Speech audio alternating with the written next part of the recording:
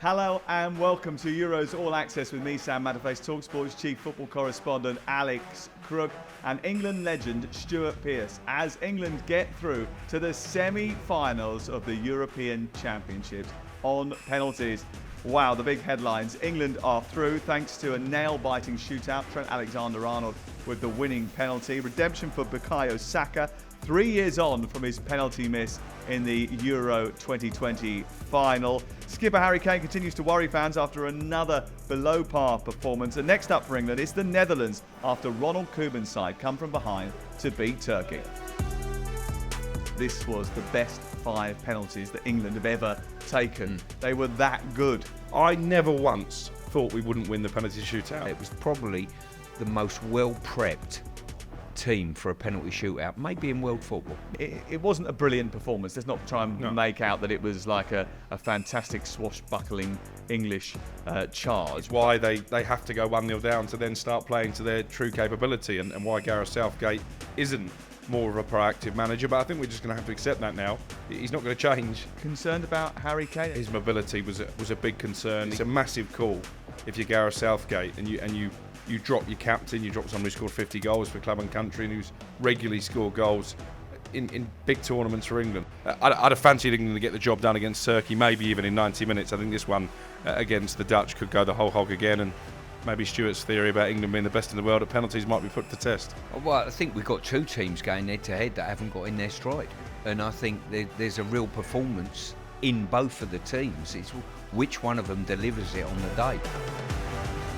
Hello and welcome. We're in Dusseldorf, less than 24 hours since that penalty shootout victory for England. I mean, I don't know about you, but it took me a little bit of time to come down after that, Stuart.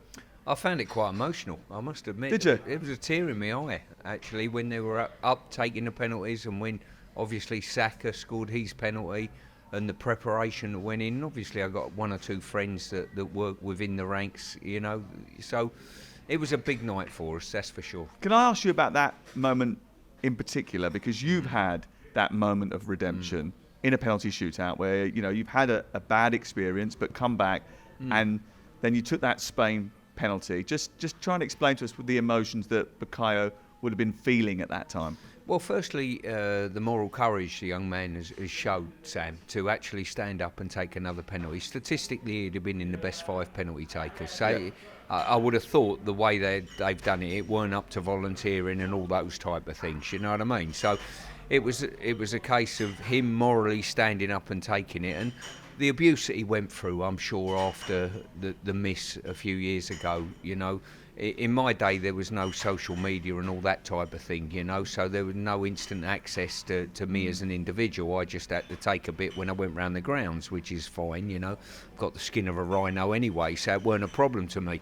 But from Saka's point of view, quite incredible, you know, for him to stand up, score a penalty with the abuse he went through a few years ago, shows a hell of a lot about his moral courage. Yeah, and was that the reason that you were emotional watching the penalty shootout? Yeah. Because you could understand what he was feeling? Yeah, you know, there's a few times in life where people turn around to you and say, it's okay, I know how you feel, and they actually don't, you know what I mean? But probably I did. I knew exactly how he felt, and for him to walk up and take a penalty, and more importantly, Sam, the 5 penalty takers and the goalkeeper are absolutely outstanding. And I've got to say, I'm going to stick my neck out here and say it was probably the most well-prepped team for a penalty shootout, maybe in world football. Yeah, that's a big statement, but I have seen already this morning when flicking through the papers suggestions that this was the best 5 penalties that England have ever taken. They were that good. We'll get into it in more detail. You were standing behind the goal with the England fans. What was the mood going into that second period of extra time?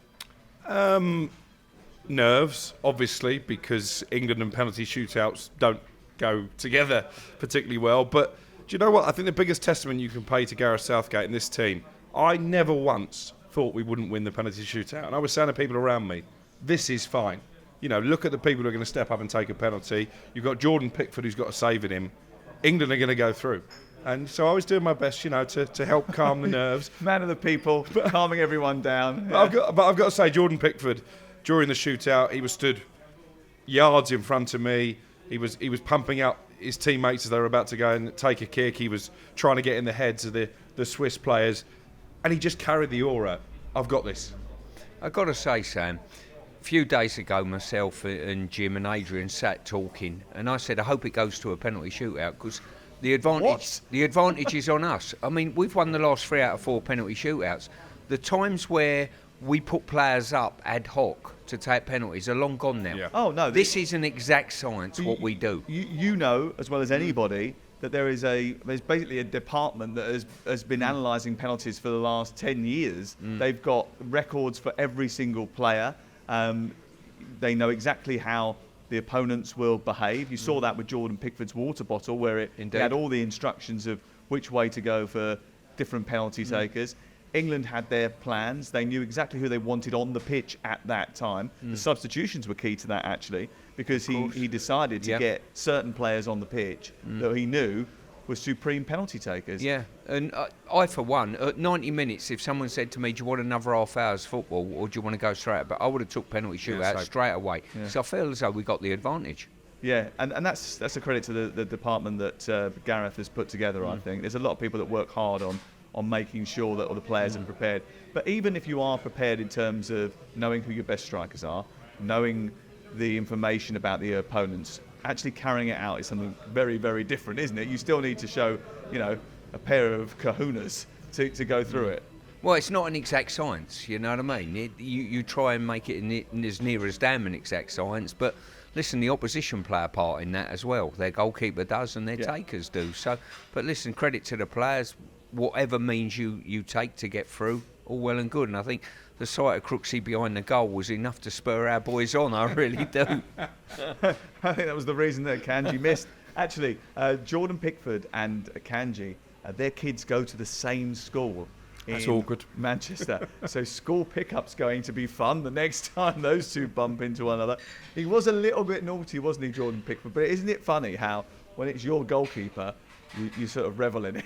Rather than sort of say, oh, bad histrionics, not gamesmanship or anything like that. When it's Jordan Pickford, you're just like, yeah, great, well done, mate. But actually, I never hammered Emi Martinez for that during the World Cup final, because this is just part of it now. Yeah. You take every marginal gain that you can get, and fair play.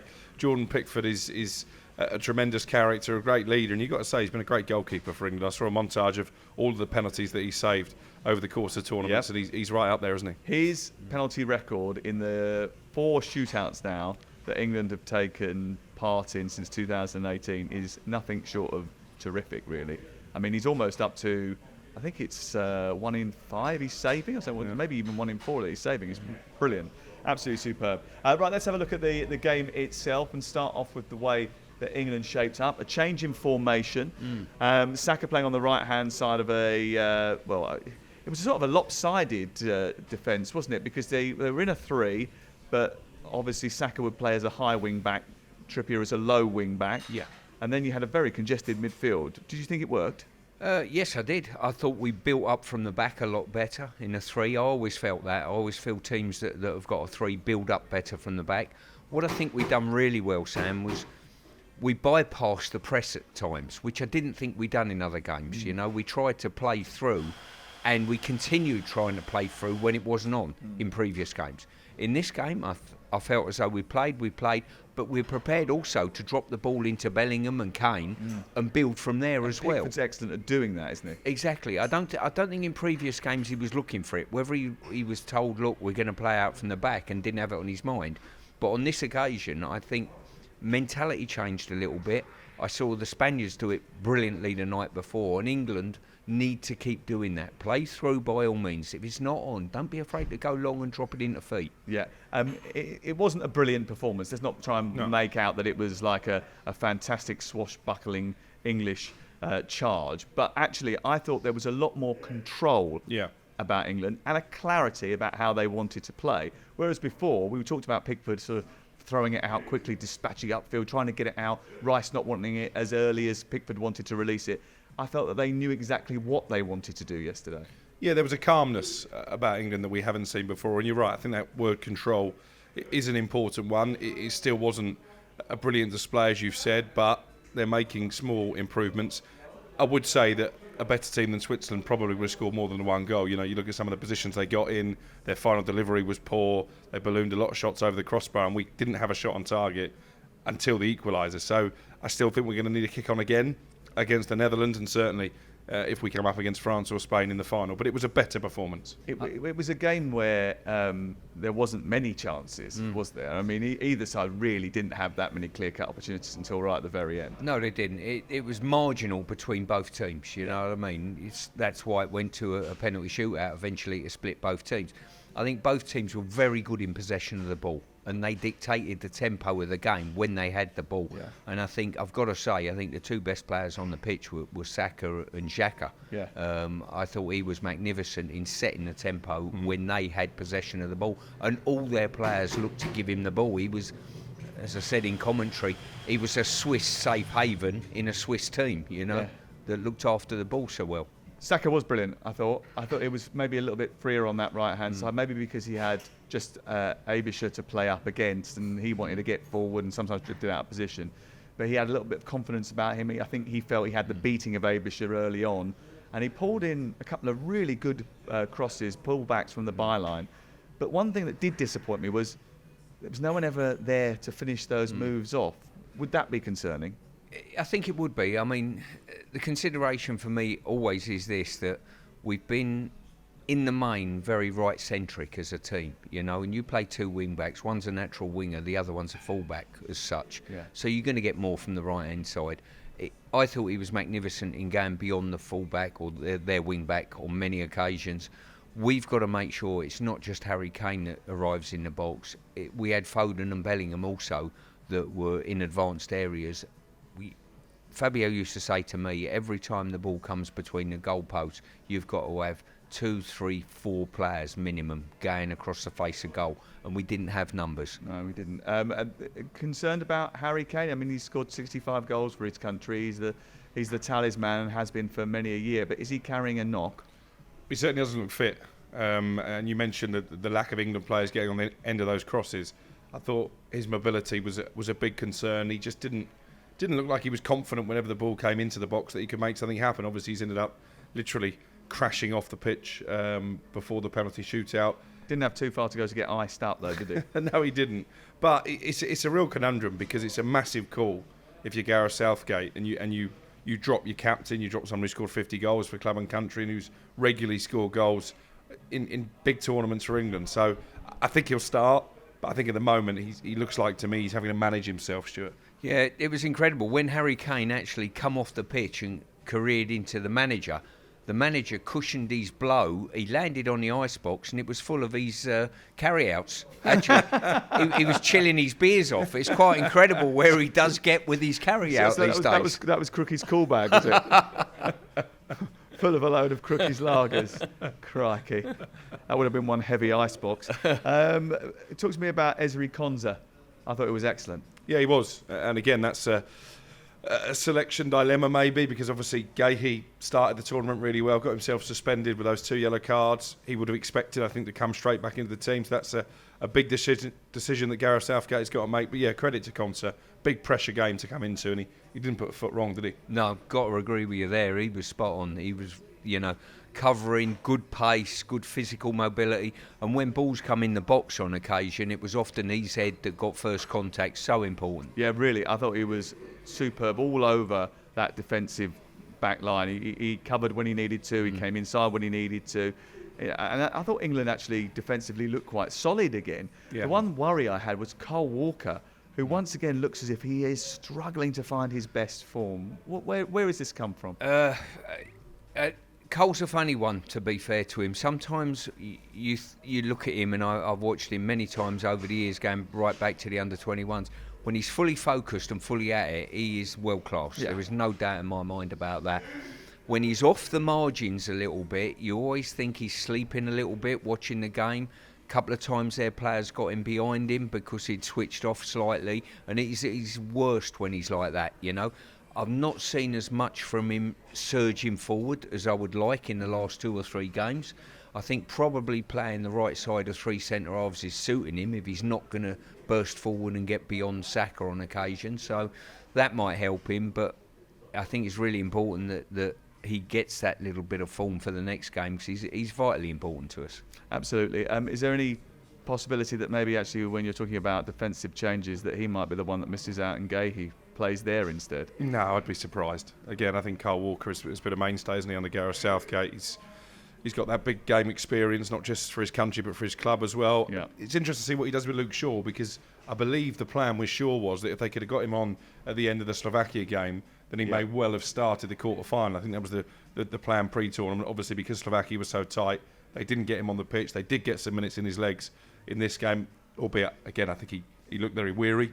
Did they put him in? It was his first appearance since February the 15th. Yeah, I mean, he's done quite well, to be honest, to come into a major tournament quarter-final and not look out of place. I agree. So how big a call would it be to leave out Kieran Trippier and start Shaw in the semi-final? He probably won't do that, will he? Well, historically at this tournament, every time we've talked to Palmer maybe, or Gordon, or this one or that one, he's kept a really stringent team, and he's stuck with that team. I think he'll do exactly the same. The only call for me that he's got is Konsa or Gahey. Yeah. Apart from that, I think he'll keep the same personnel. The one thing he's worked out now, we were watching the game, and I thought if the game goes 1-0 in our favour, he's got to make quick substitutions to make sure that we shore things up. If we go a goal down, he's going to make substitutions straight away, and he done that yesterday. You know what I mean? Interestingly, though, because a lot of people and some of us in the stands were saying, why was there a delay in making the substitutions when clearly Switzerland had started to take control of the game in the second half? Did you think that? I mean, that sort of comes across sometimes a bit reactive, that the goal forced him into doing it. But was he right to wait, do you think? Well, on the grounds that I think we've got a strength if it goes all the way to penalties. I think we've got the ascendancy if that is the case. Some people might disagree with me. I personally don't. But if you do think that, and you clearly do, Yeah. he obviously seems to think that as well, that then changes your thinking, doesn't Yeah. it? Because you always automatically think, actually, it's like not a free hit, but that's an extra notch in our belt. Yeah. I was ticking along and thinking, does he make changes or does he not? But the trouble is, when you're in the technical area and you're the England manager and things are 0-0 and things are going okay, you think, fine. If you've always got it in the back of your mind, if I make changes, it could get worse. Yeah. You know what I mean? For me, as long as he's got it in his head, if we do go a goal down, push the button straight away. And he done that. Those two boys bounced up straight away. They were ready to come on the pitch, and we made the change then to come back and chase the game. And you might turn around and say, what an inspired substitution it was. Within a minute, 2 minutes, we'd equalised. Yeah. 5 minutes and 34 seconds between the goals, which shows that England do have the capacity to react when they need to. Yeah, I guess the frustration, and you asked what was the mood amongst the England fans behind the goal, is why they have to go 1-0 down to then start playing to their true capability, and why Gareth Southgate isn't more of a proactive manager. But I think we're just going to have to accept that now. He's not going to change in these last two games, hopefully, of the tournament. So I think this is going to be the way it is for England, and it might well be the same against the Dutch. And let's be positive. Let's defend our boys as well, because I did see something in a foreign newspaper this morning which I thought was outrageous, absolutely unfair. Suggestions in Marca that the England football team should be shown to prisoners in solitary confinement as punishment because their displays were so bad. Is that correct? Outrageous. Don't think they're just jealous. They're just jealous of the little bit of luck that we're getting. It's mind games ahead of the final in Berlin. It's all right. It's all right for us to criticise our boys, but not you. All right? Yeah. Okay. But I mean, to say the least, I don't think they were particularly enamoured by the performance, and I think that's been the sort of tale of the tape, hasn't it? France haven't been particularly entertaining. Portugal were not as entertaining as I think you thought that they would be. Germany were a bit more entertaining, but they ended up going out because they left a gap at the back in the last minute of extra time. Spain have probably been the best team at the tournament. I think Spain, going into the semi-finals, are the only team that can turn around and say, you know what, we're having a right go, we're quite pleasing on the eye. The rest of the teams that are there, and I include us in that, haven't been consistent enough, regularly enough. Last night's other game, Netherlands against Turkey, finished 2-1 in favour of the Netherlands. They came from behind to win that game. The atmosphere a whole lot across Germany was absolutely terrific. I was out of the ground by then for the second half and got into a bar, and wow, the Turkey supporters were really going for it. They thought they were going to get over the line, but a late comeback from Ronald Koeman's men, Cody Gakpo, who has done quite well, I think. I mean, I think it was an own goal, actually, but it was... I think he's done brilliantly to squeeze his team through, but also to get the best out of his talent at this tournament, helping them on their march. And then the winning goal from De Vrij, which was a really good header.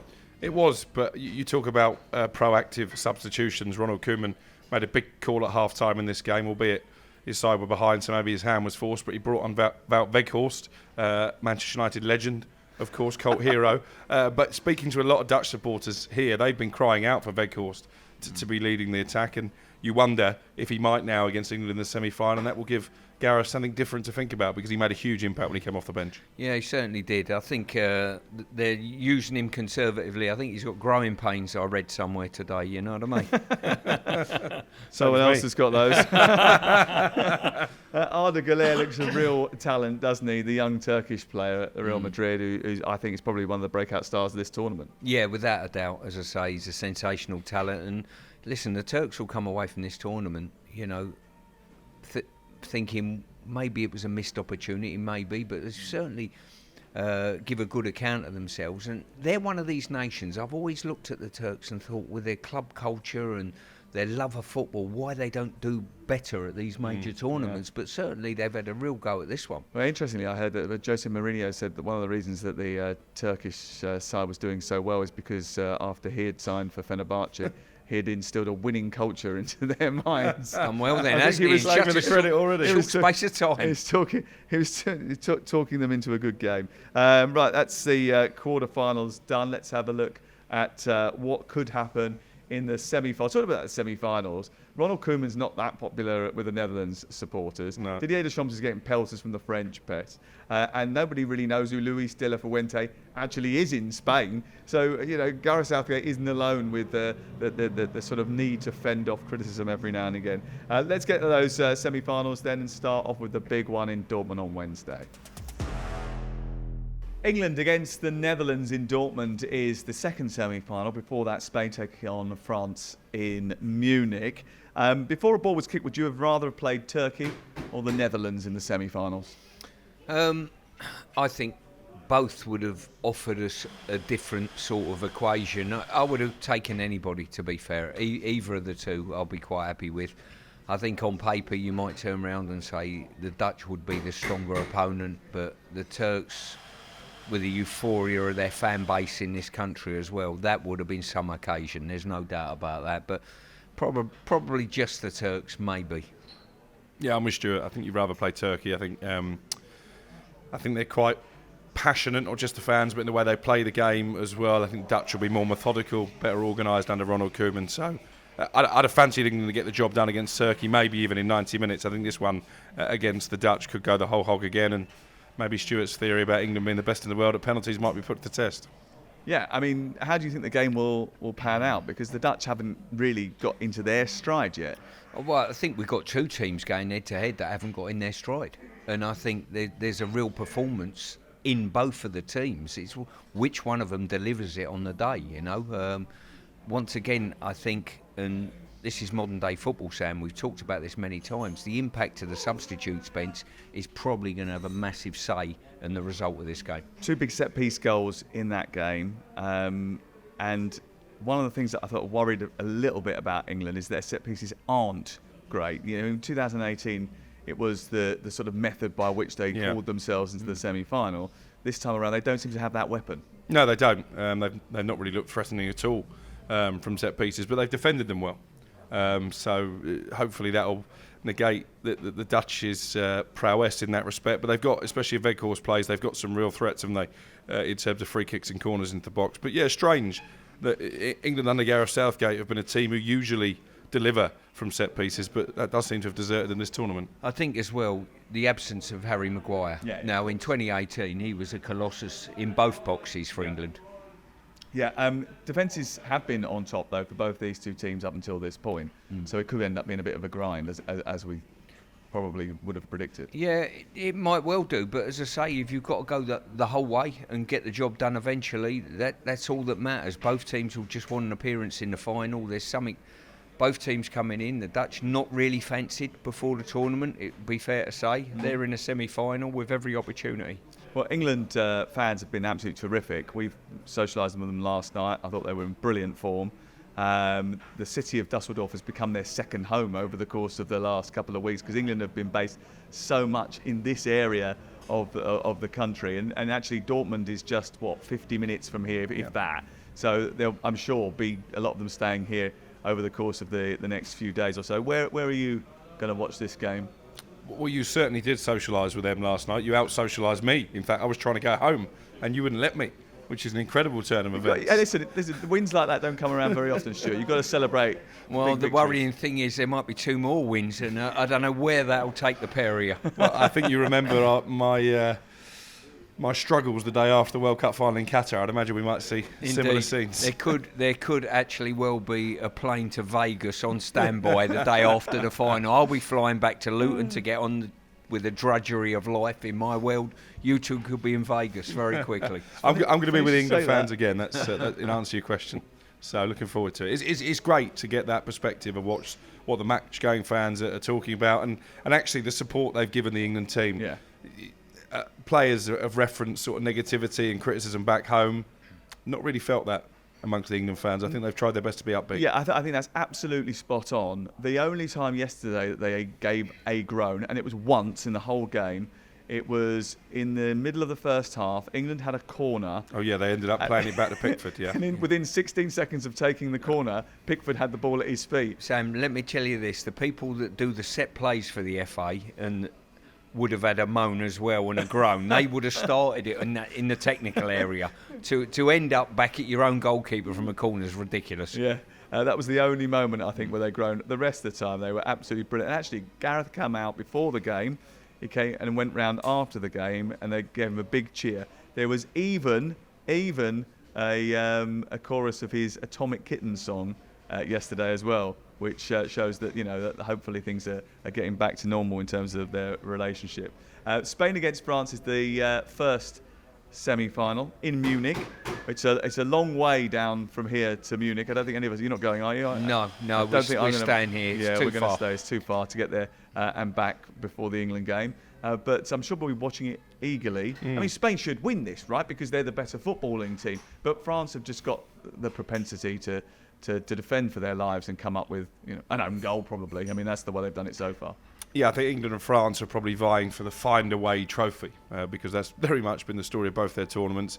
Didier Deschamps, I think, gets less love from the French fans than Gareth does from those England supporters that we were referencing. But they're not great to watch. They've got this far. They're very stubborn defensively, and they've got players who can produce match-winning moments. I think we're still to see Kylian Mbappe sparkle in this tournament. Obviously went off holding his nose again in the latter stages of the quarter-final, but if he's at it and they're strong defensively, they're going to be a difficult team to beat. I think if they score first, Spain might have a problem. Yeah, Spain edged that thriller with Germany, but they are going to be without no Carvajal, no Pedri, he's injured, Lenormand is suspended, Morata isn't suspended. It's worth pointing that out because UEFA did initially suggest on their on-screen graphics, I was commentating the game, there was 17 players booked in that game. It was ridiculous. They said Morata was one of them. Actually, he wasn't. It was Fabian Ruiz.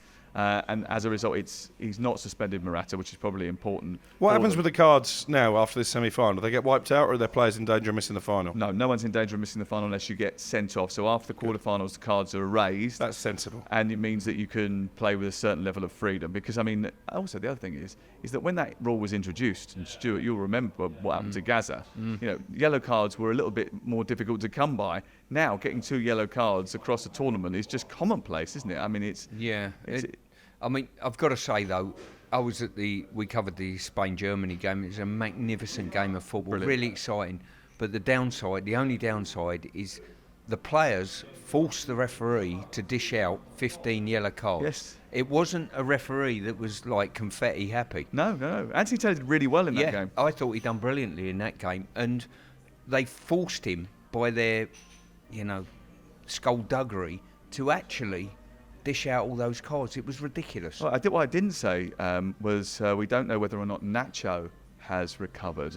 after that terrible injury that he sustained when someone rubbed his back and he rolled around like he was had a vertebrae removed. Don't go down to the Spanish media's level. Oh. Rise above it. Be the Right, bigger okay. man. So they can take the mick out of our team, but we can't take the mick out of theirs. Oh, okay, fair enough. No, I'm not having it.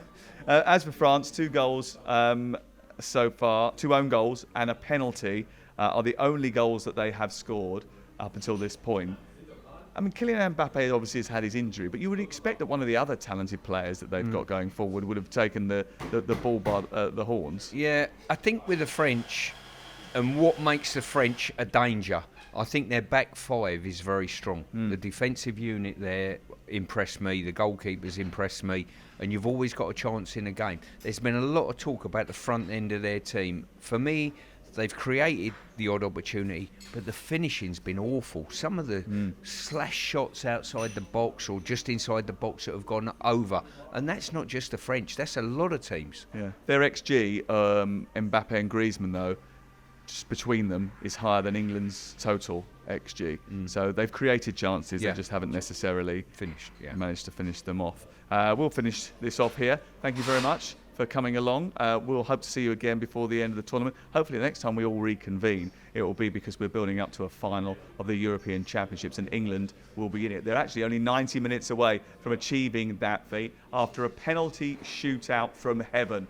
5 perfect pens from Palmer, from Tony, from Trent Alexander-Arnold, from Bukayo Saka and Jude Bellingham did the trick, and the Swiss are rolling out.